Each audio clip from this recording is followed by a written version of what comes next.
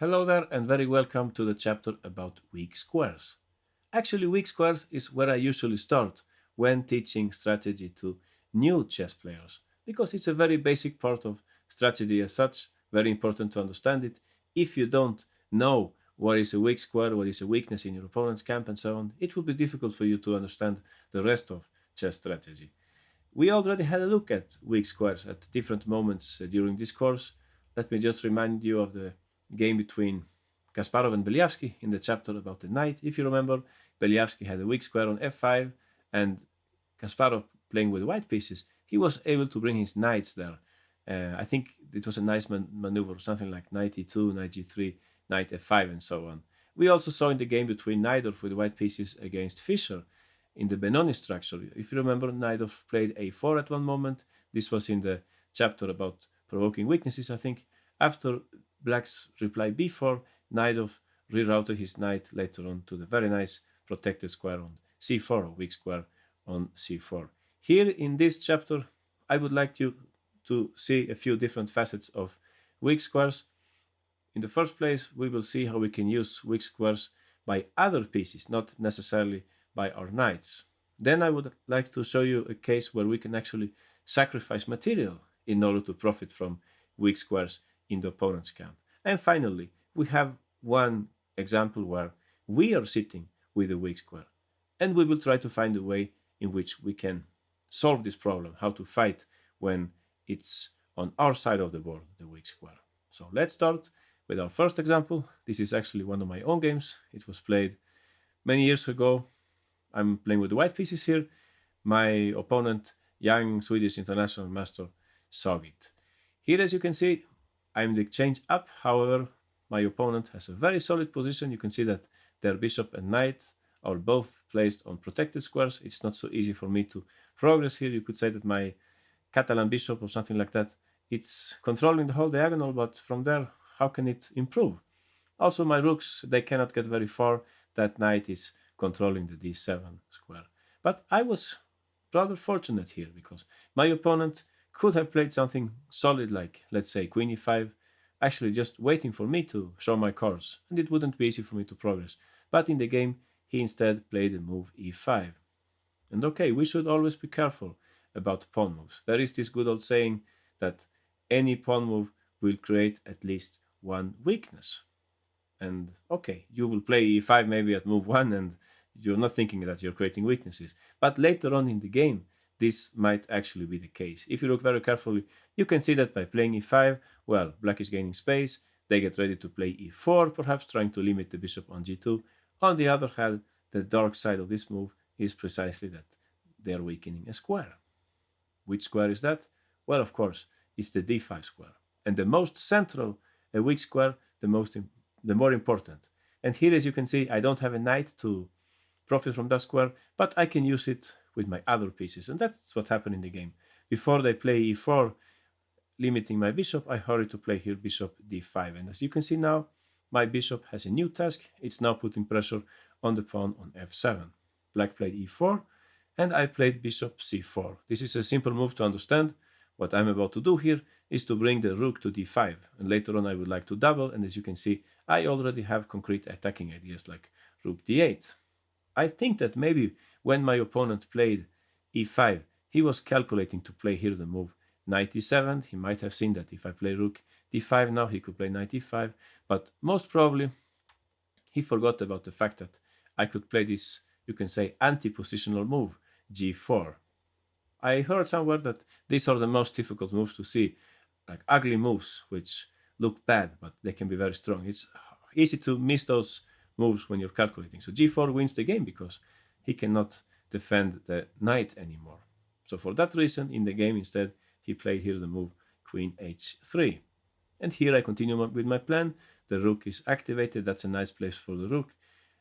Black must now be careful, like we are discussing here. I'm preparing to go rook bd1 and rook d8. So here comes bishop c3, a clever defensive maneuver. The bishop was not so active on b4 anymore. It's time to bring it to f6, where it will avoid the invasion of the white rook to d8. Anyway, I stick to my plan. And after bishop f6, I think we have a very important move here, because In the previous chapters about restriction and prophylaxis, we were speaking about how to try to understand what your opponent is about to play. So if you think in those terms, you can see that perhaps what black is about to play here is knight e6 and knight g5. At least that's what I fear during the game. So our first reflex here should be to see how we can prevent that. Is it possible to avoid that in some possible way? And there is indeed a way in which we can prevent it. A little move, short move, but were very powerful. Do you know which move I'm speaking about here? You're right, rook d6. This is a good move. Now, knight e6 is not possible anymore. I will just take it. And also you can notice that if black moves their bishop somewhere, there might be some tactical trick with rook takes g6 at some moment. So, nice little move, rook d6, which simply limits the opponent. It doesn't really threaten anything, but it makes it difficult for them to move. Here, my opponent played the move rook b7. I guess he's again trying to play knight e7, knight e5. However, I can now again use the weak square on d5, bishop d5. And after rook e7, I actually thought that it was a good moment to take this pawn on b6. Well, there are some tactics coming up now. You will soon see what this is about. Please remember that now that the position is open, white's extra exchange. I mean, I was the exchange up for a pawn from the very beginning. Now it's starting to be more felt in the position because it's opening up, right? So definitely black is in huge trouble here. Knight e7 was played in the game, rook b7, and after knight e5, what I had seen here was that, okay, my opponent is about to play knight f3 check, I must be very careful, but I had seen that I could play here the move bishop takes e4. At first sight, it appears as if black has this very nice move, knight g4, in order to create counterplay. However, white has a little sacrifice here. Sacrifice in order to give mate, actually. Rook b8 check, and after king h7, what do you think white played here? Can you find an easy solution to all white's problems here? That's right. Sometimes the most beautiful move is the strongest one as well. So queen takes d4, and after queen takes d4, rook d8. There is no way in which black can actually prevent mate here. We're going to check on h8. If the king goes to g5, we have h4. So it's already game over here. My opponent played rook e8, and after rook takes e8, bishop d8, rook b takes d8, king h6, h4. It's already time to resign.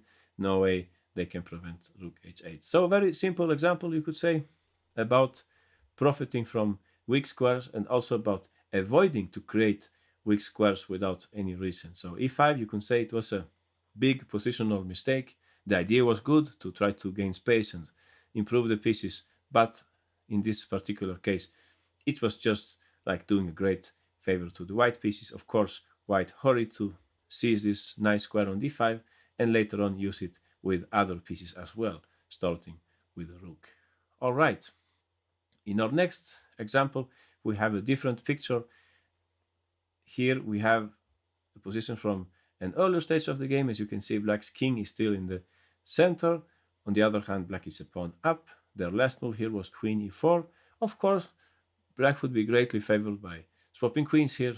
No way we will swap queens, but how to react then? How can white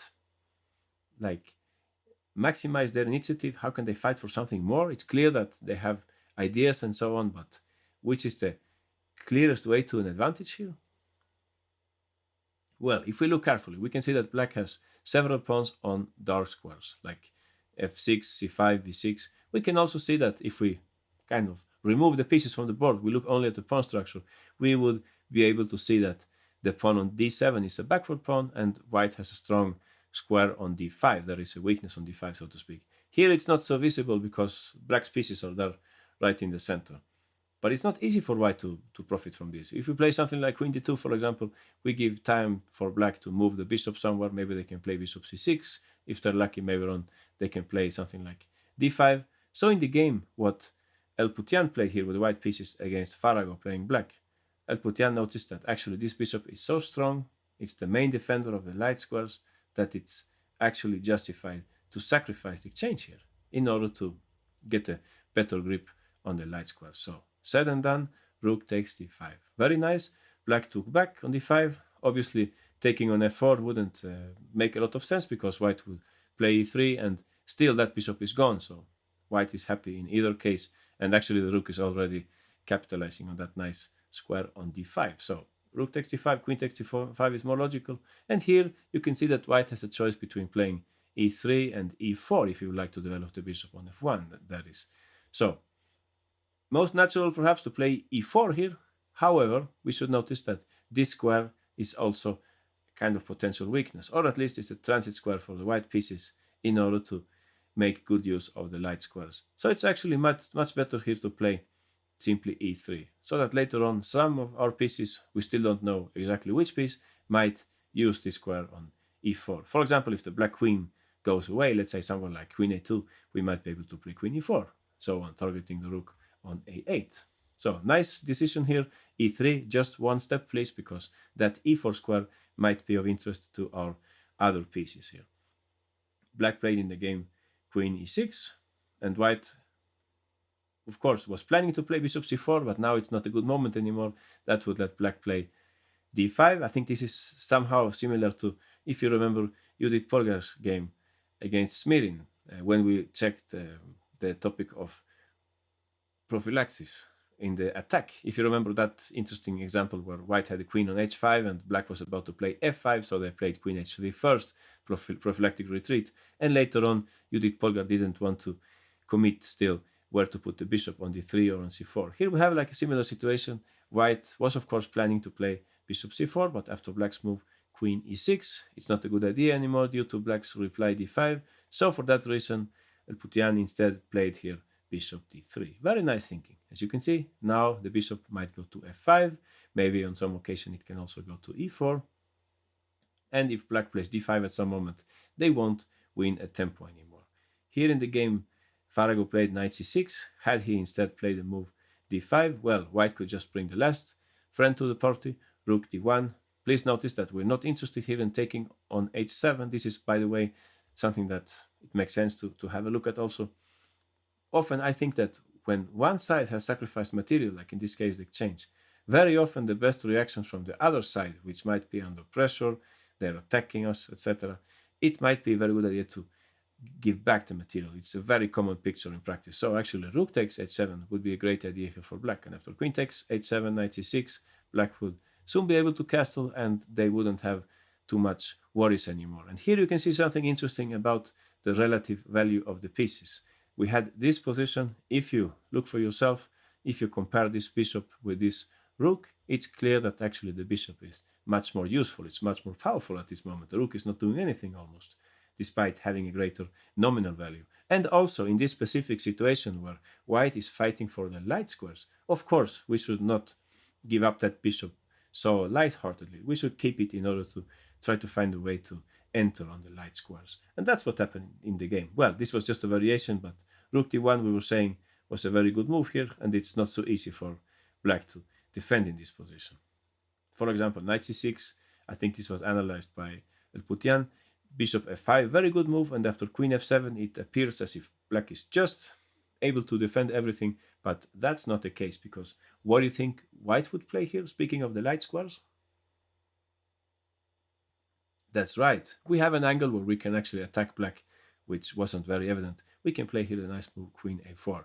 And as you can see, black is almost unable to defend that knight. They would have to play something like queen b7, and here, as you can see, already their house is falling apart. Already we're able to break in here with our pieces. Bishop e4 perhaps coming up. Total nightmare for black.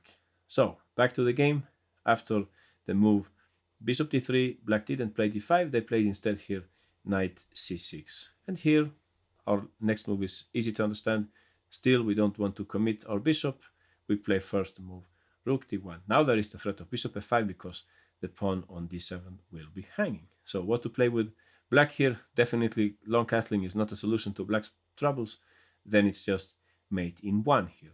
What else could black consider to play here? Perhaps g6 in order to prevent the bishop's arrival at f5. Well, in that case, now we can play bishop c4. Thanks to the rook being on d1, there is no d5 anymore. This is difficult for black. Maybe queen e7, but then bishop d6, and as you can see, very soon our queen will also join the party. So in the game, black tried rook d8 instead. Bishop f5, and after queen f7, bishop c7. As you can see, white is already about to get back material, and if we compare to the other variation where we took the pawn on h7, you can see that white is much more eager to get back the exchange by using the dark square bishop than the light square bishop, because simply they would very much like to keep this bishop on the board because it's the most promising bishop. It's the bishop which can make most harm to black here due to their numerous light square weaknesses. Anyway, in the game, black played here g6 and queen e4. Very nice move. Of course, it was possible to take on d8, but this move is even nicer because no matter how black defends now, no matter how they save themselves from the check, white will always reply with the same move. For example, if they play here the move bishop e7, what do you think white would play? You're right. Only now it's time to give up that glorious bishop. Only now we will play bishop takes d7, because after rook takes d7 we have queen takes c6, and there is no way in which black can really defend here. The rook is in the air, and we even have threats such as queen a8 coming up. So in the game, after queen e4 check, black tried queen e7 instead, but here white played the same move that we're talking about, bishop takes d7. After rook takes d7, queen takes d6. It was already very, very difficult to save black here. They tried in the game rook g8, and here I like very much the next move. I would like you to find it as well. This move played by white. How do you think we can make life even worse for black in this difficult situation? You're right. We haven't spoken a lot about that rook on d1. Now it's time for it to enter the action. Rook d6. Very nice move, as you can see. There is no real way in which black can defend against the threat of rook e6. In the game, they tried rook g7, but after rook e6, it was already basically game over here. Queen takes e6, queen takes e6, rook g7, and after queen c6, black resigned because they're already losing a lot of material. So, very nice game by Elputian. As you can see, it was definitely worth it to give up the exchange here. Rook takes d5. I think this topic of positional exchange sacrifices, you could write a whole book about it. It's really, really an exciting topic. Let me just say that here we have one of the typical motives for giving up the exchange. When we take a bishop with a rook, that means that we can fight for a complex of squares of the same color, because the bishop is of course the piece which is very good at controlling squares of the same color, so to speak. So very often in this kind of situation, once you give up the exchange, you do it because the lack of that bishop that you are capturing, that is what your compensation is based on. Later on you will fight exactly for the color of that bishop, which is what happened here, of course. Rook takes d5, queen takes d5, e3. Later on, white brought their pieces to the action, and they were able to profit from this complex of light square weaknesses in the center. And also, of course, we are profiting from the fact that black's king is still not castle. So very nice example by Elputian. I like this example very much. Please notice the flexibility with which he develops his attack here. He doesn't waste these moves, let's say, too early. He keeps them in the pocket until the very right moment, like here, after black plays rook d8. Only now time was right to play bishop f5, preparing to go bishop c7.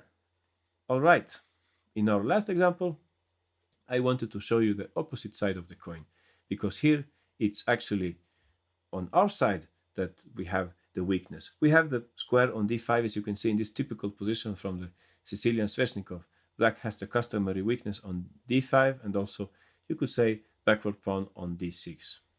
So in the long run, white is better here, but of course, black has a lot of counterplay, a lot of activity. Sometimes in this structure, what you can do is somehow you can prepare activity on the king side, trying to open up the f-file, for example. Here, on the other hand, black noticed a very nice way of coping with the problem of these weaknesses, the weak square on d5. By the way, with the white pieces in this game, Xie Jun, and playing black, Valery Filipov. So what did Filipov play here? He noticed that there is actually a way in which he can get rid of the weakness. He can get rid of the weak square on d5. So which black move do you think could help them to get rid of that weakness? That's right. We can play the very nice move here, queen b7. So what is this move about? Well, basically two things. One of them is that white would very much have liked to use the square on d5, play the example. Knight e5, after knight takes d5, bishop takes d5, bishop takes d5, and queen takes d5.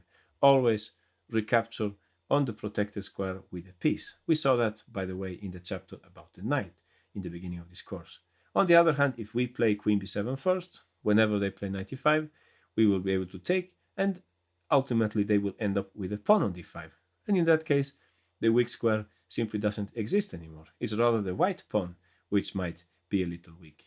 And the other idea is simply that we are able to soften up the dark squares. In white's camp, we are forcing them to play f3 if they don't want to play knight e5, and in that case, all this long diagonal will be a little weak, and that will help us to carry out another important plan here. So let's see. In the game, white played knight e5, but a very important variation to understand here is what happens after f3. So in this case, white is simply protecting this pawn. They would like to play now, let's say, rook d1, knight e5, and still fight for the square on d5.